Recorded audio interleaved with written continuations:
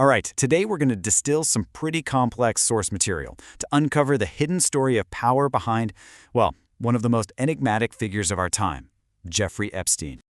So, beyond all the scandal, the real mystery has always been this.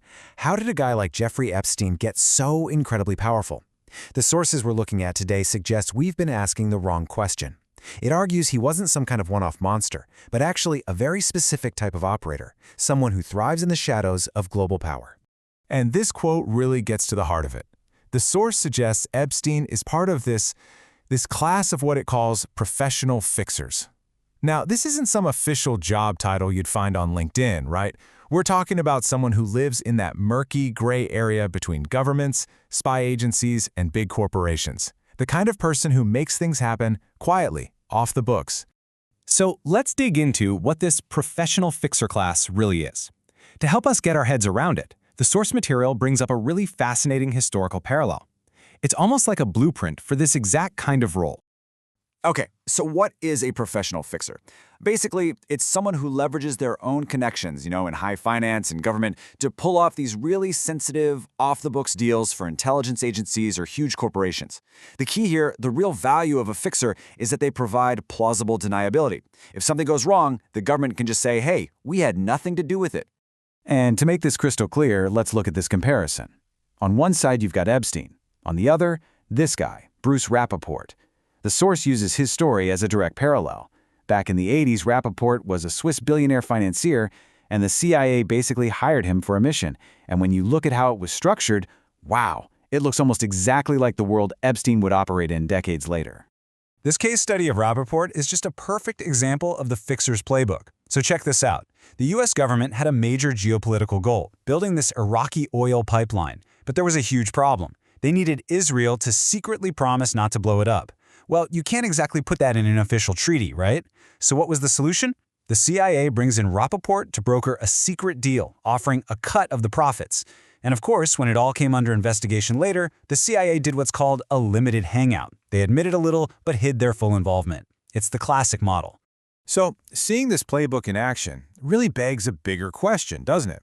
I mean, why does this whole shadowy system of fixers and deniable ops even need to exist? And really, it all comes down to money. Think about it. So many covert operations, we're talking about everything from arming rebel groups to meddling in foreign elections, they require huge amounts of cash. Cash that absolutely cannot be traced back to taxpayer dollars or get congressional approval. It has to be completely, 100% off the books. And this quote from the source just lays it out bare. You can't just get this kind of money from taxpayers. So how do you fund a rebel army? Well, it often comes down to the black market. As the source says, a truck full of cocaine can fund an army. When official money isn't an option, the cash has to come from somewhere else. And this need for off-the-books cash leads to what the source calls an overworld-underworld alliance. It's this bizarre symbiotic relationship. You have the intelligence agencies, the overworld providing protection and logistics, and in exchange, you have organized crime, the underworld providing the black market products that generate all that untraceable cash. Now, I know what you might be thinking. This sounds like something out of a spy movie. But according to the source material, this isn't some wild conspiracy theory. It's actually a well-documented historical pattern that just keeps repeating itself. I mean, just look at this timeline. The source traces a really clear line. You go back to the 1940s and you have the US working with the Italian mob to fight Mussolini. Fast forward to the 60s, the CIA is trying to work with the mob to take out Castro. Then in the 80s, you have Iran-Contra using illegal arms and drug deals to fund rebels. And into the 90s, the CIA is using this bank, BCCI, to launder drug money to fund the Mujahideen in Afghanistan. It's the same playbook, over and over again. So what you end up with is this four-step model for covert financing. First, you protect the production of black market goods, like narcotics. Then, you use existing criminal networks to move it around the globe. Step 3, you launder the money through friendly banks. And finally, you use that clean cash to fund your secret operations. The source argues this cycle basically became the engine for decades of deniable foreign policy. It's a loop, and it needs some serious financial machinery to keep it running. And this is where Jeffrey Epstein's story plugs directly into this secret history. Remember that bank from the timeline, BCCI, the Bank of Credit and Commerce International? It was infamous. It was basically the CIA's bank for laundering money to fund the Mujahideen. And where was Jeffrey Epstein at the time? He was at Bear Stearns, which was one of the 3 biggest clearinghouses for BCCI.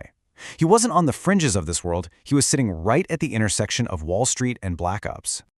Okay, so with all that context, let's circle back to Epstein himself, because there's a really stunning piece of information from the recently released files that suggests he knew exactly what kind of world he was operating in. Get this. In 1999, and then again in 2011, long before he was a household name for all the wrong reasons, Jeffrey Epstein himself filed Freedom of Information Act requests to the CIA, asking for all records about himself. I mean, just let that sink in for a second. This wasn't some guy worried about the paparazzi. This was a man proactively investigating his own relationship with the American intelligence community. And the CIA's response is incredibly telling. They gave him what's known as a GLOMAR response, which is basically spy agency speak for "we can neither confirm nor deny." Now, as the source points out, this isn't just a standard brush-off. It's the specific response they use when just acknowledging that records exist would reveal classified information. And it's often used when the person in question has some kind of personnel file with the agency. So, what does this all mean? The ultimate takeaway from this source material is that if you view Epstein not just as a depraved individual, but as a product of this hidden system, well, it changes the entire story. The real scandal isn't just about one man's horrific crimes. It's about the entire shadow infrastructure of power, money, and intelligence that created him, protected him, and enabled him. Which leaves us with a final, really unsettling question. If we ever got to see the CIA's full files on Epstein, what other secrets about this world would come tumbling out?